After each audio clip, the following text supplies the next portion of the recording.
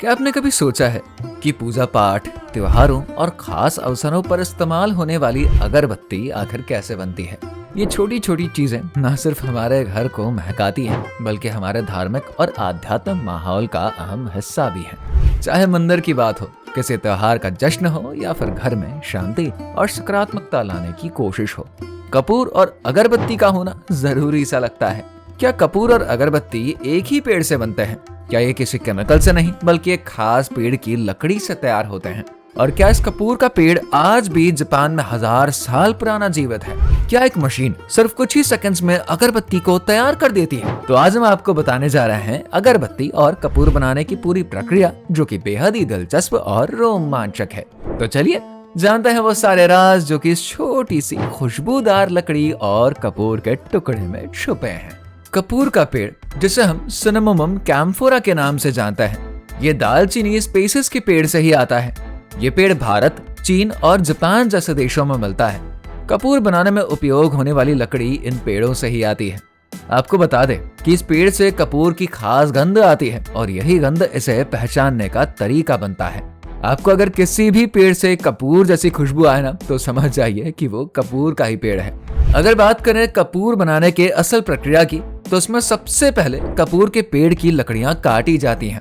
इन लकड़ियों को काटने के बाद इन्हें अच्छे से सुखाया जाता है ताकि इनमें से सारी नमी निकल जाए। ये जरूरी है क्योंकि सूखी लकड़ी से ही कपूर का निर्माण ठीक से हो पाता है। जब लकड़ी पूरी तरीके से सूख जाती है, तब इन लकड़ियों को मशीन में डालते हैं और फिर उनको छोटे छोटे टुकड़ों में काट लिया जाता है। अब इन छोटे छोटे लकड़ी के टुकड़ों को एक बड़े बर्तन में डालते हैं, लेकिन आपको बताते चले कि इस बर्तन को बाखूबी एयर टाइट कर दिया जाता है ताकि बर्तन के अंदर से जो भी धुआं निकले ना, वो बाहर ना जा सके। ये प्रक्रिया काफी ज्यादा खास है क्योंकि इसमें बर्तन में लगे पाइप के जरिए धुआं कूलर तक भेजा जाता है। जब लकड़ी जलती है तो वो धुआं छोड़ती है। अब जब लकड़ी जलकर धुआं छोड़ती है, तब ये धुआं पाइप के जरिए कूलर में पहुंचता है और ये धुआं कूलर में ठंडा होकर क्रिस्टल कपूर के रूप में बदल जाता है। ये वही कपूर है जिसे हम घरों में जलाते हैं और इसकी खुशबू का आनंद लेते हैं।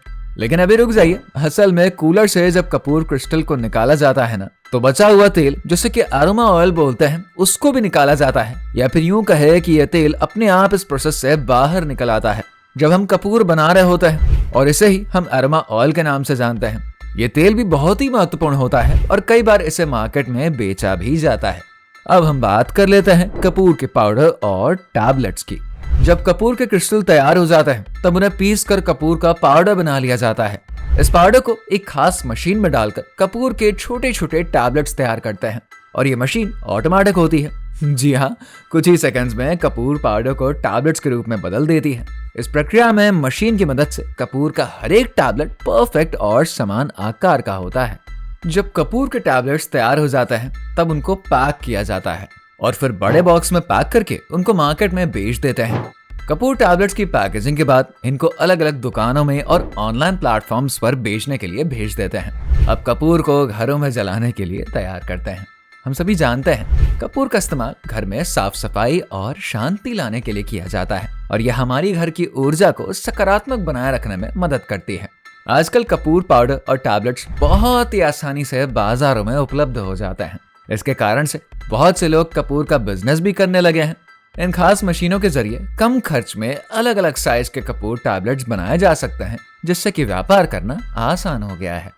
आजकल कपूर का बिजनेस भी बहुत ही बढ़ चुका है। खास करके कपूर पाउडर और टैबलेट्स की बढ़ती डिमांड को देखते हुए कई लोग इसे एक अच्छे बिजनेस का अवसर मान रहे हैं। इन खास मशीनों की मदद से लोग कम खर्च में बड़ी मात्रा में कपूर तैयार कर सकते हैं और इसे बाजार में बेच सकते हैं। इससे उन्हें अच्छा प्रॉफिट भी मिलता है।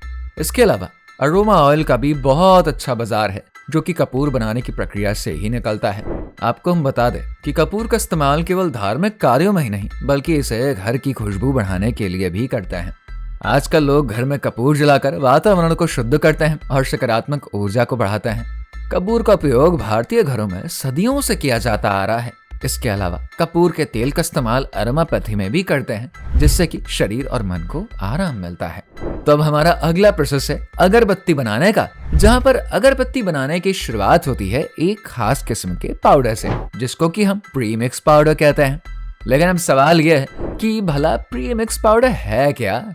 दरअसल ये पाउडर कई अलग अलग चीजों का कॉम्बिनेशन होता है, जिनमें कि प्रमुख होते हैं चारकोल पाउडर और वुड पाउडर। इन सबको मिलाकर एक सॉलिड पाउडर तैयार किया जाता है, जो कि अगरबत्ती बनाने के लिए बेस तैयार करता है। अब आप सोच रहे होंगे, क्या ये पाउडर सही में काम करता है? जी हाँ, ये पाउडर अगरबत्ती के लिए बिल्कुल सही होता है। इसके बाद इस पाउडर में और भी कुछ मिश्रण डालते हैं ताकि ये जलने पर अच्छी सी खुशबू दे। फिर इसमें थोड़ा पानी मिलाया जाता है और अच्छे से इनको मिक्स करते हैं।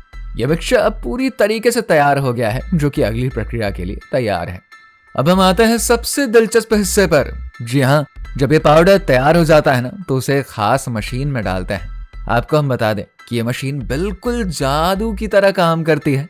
जैसे ही आप मशीन चालू करते हैं, ये पाउडर अपने आप अगरबत्ती के आकार में ढल जाता है। मशीन इस प्रक्रिया को बहुत ही आसानी से और तेजी से करती है। ये मशीन हर बार एक ही स्टेप पर काम करती है और हर बार एक नया टुकड़ा अगरबत्ती का तैयार कर देती है। क्या आपको यकीन होता है कि एक मशीन इतनी आसानी से अगरबत्ती बना सकती है? ये प्रक्रिया असल में काफी ज्यादा टफ होती है, लेकिन मशीन इसे बहुत ही सरलता से बना देते हैं। मशीन का डिजाइन इस तरीके से किया जाता है कि हर टुकड़ा समान आकार का और सही तरीके से बने। अब अगरबत्ती का आकार तो तैयार हो चुका है, लेकिन यह जलने के बाद अच्छे से खुशबू कैसे देगी? इसके लिए अगरबत्तियों में परफ्यूम मिलाया जाता है। यही वो राज है जो कि हमें मंदिरों और घरों में जलती अगरबत्तियों से आती सुगंध देती है। जब अगरबत्ती मशीन से बाहर निकलती है तो उसके ऊपर एक खास परफ्यूम छिड़का जाता है, जिससे कि उसकी खुशबू और भी ज्यादा बढ़ जाती है। इसके बाद इसे कुछ समय के लिए सुखाया जाता है। ये सुखाने की प्रक्रिया इसलिए जरूरी है क्योंकि इससे अगरबत्ती का आकार सही बना रहता है और इसकी खुशबू भी बराबर रहती है। अब जब अगरबत्ती पूरी तरीके से सूख जाती है, तब फिर से एक और प्रक्रिया से गुजरना होता है, जिसको कि हम लोग फर्निशिंग कहते हैं। फर्निशिंग प्रक्रिया के दौरान अगरबत्ती को एक खास तरह के लिक्विड पदार्थ में डुबोकर अच्छे से प्रेस किया जाता है। इसके बाद इसे फिर से सुखाया जाता है ताकि इसकी क्वालिटी बनी रहे। ये चरण अगरबत्ती के रंग को और भी आकर्षक बनाती है और इसकी स्ट्रेंथ भी निश्चित कराती है। अब सूखने के बाद अगरबत्ती पूरी तरीके से तैयार हो चुकी है, फिर उसे पैक कर दिया जाता है ताकि ये बाजार में बेचा जा सके। अब वो अगरबत्ती जो आपने पहले कभी जलाते हुए देखी थी ना, वो अब पूरी तरीके से तैयार हो चुकी है और अब उसको पैक कर दिया जाता है ताकि आप उसको आसानी से खरीद सके। आपको हम बता दें, अगरबत्ती बनाने की मशीन की कीमत लगभग 70 से 75 हजार रुपए की होती है। जी हाँ, ये वो मशीन है जो कि कम समय में बड़ी मात्रा में अगरबत्तियां तैयार कर सकती है और यही खुशबूदार अगरबत्तियां हमारे घरों और मंदिरों में शांति और सुख का माहौल बनाती है। इसके अलावा इनका इस्तेमाल अरोमापैथी में भी किया जाता है, जिससे कि हमारे मन को सुकून मिलता है और हमारा माइंड स्ट्रेस फ्री हो जाता है। तो अगली बार जब आप अगरबत्ती या कपूर जलाए ना, तो ये सोचिए कि ये सिर्फ एक साधारण लकड़ी का टुकड़ा नहीं है, बल्कि ये पूरी प्रक्रिया से गुजर कर तैयार होता है, जिससे कि आपकी दुनिया खुशबू से भर जाती है। और अगर वीडियो आपको अच्छी लगी है तो वीडियो को लाइक करिए और हमारे चैनल को सब्सक्राइब करना बिल्कुल मत भूलिए।